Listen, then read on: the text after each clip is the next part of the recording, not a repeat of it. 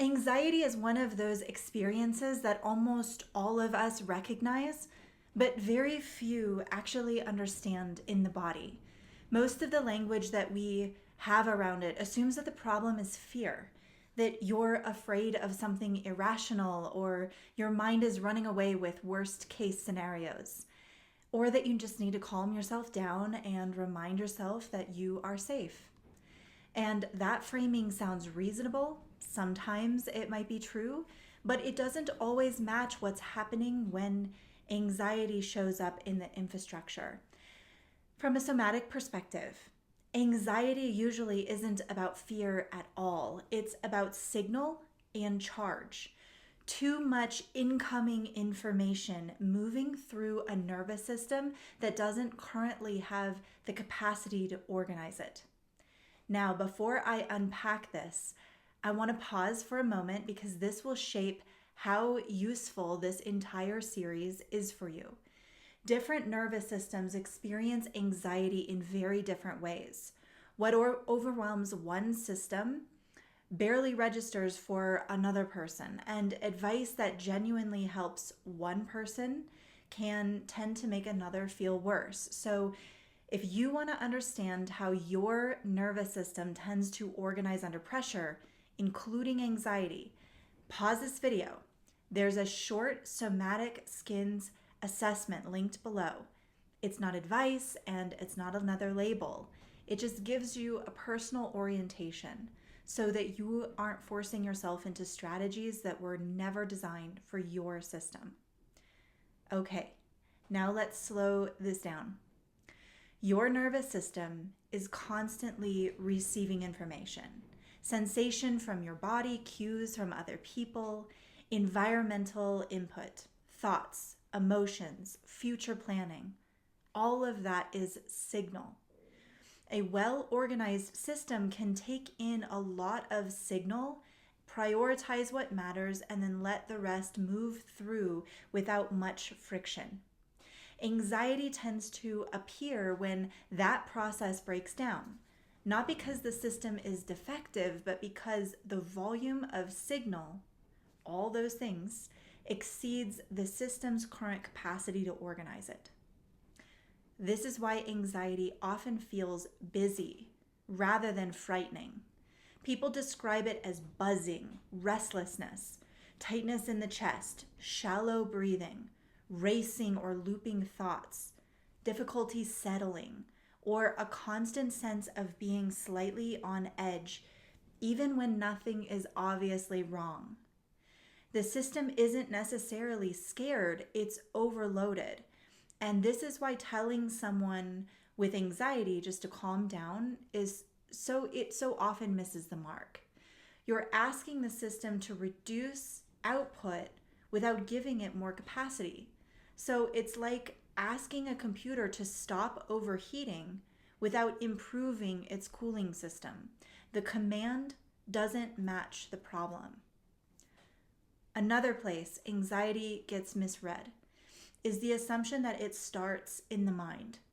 In reality, many times the body is involved first. Breath changes, muscles subtly prepare, posture shifts, attention narrows or scatters, and once that activation is already happening, the mind steps in and tries to explain it. Thoughts don't always create anxiety. They try to organize it or explain it. Think of your mind like a faithful golden retriever. When the body is activated and it doesn't know why, the mind goes looking for a reason, like fetch. It scans the past, the future, the environment for something, anything that can explain the sensation to you. That's why anxious thoughts can feel so convincing, but also changeable. They just might not be accurate. They're attempting to give shape and narrative to an uncontained bodily state.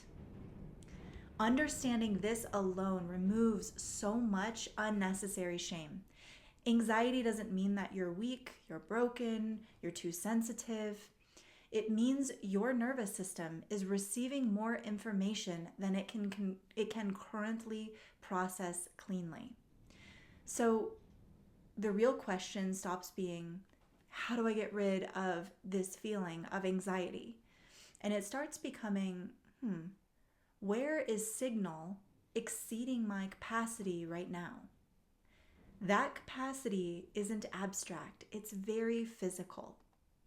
It has to do with whether your body can hold itself without tension or collapse, whether your energy can rise and fall without spilling into urgency and shutdown, whether your attention can move without getting stuck or scattered, and whether your system can stay organized in relationship and environment without disappearing or overwhelming others, whether your sense of self can stay intact under pressure.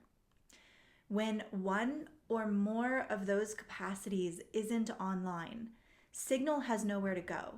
It stacks, it loops, it amplifies, and that amplification is what most people experience as anxiety.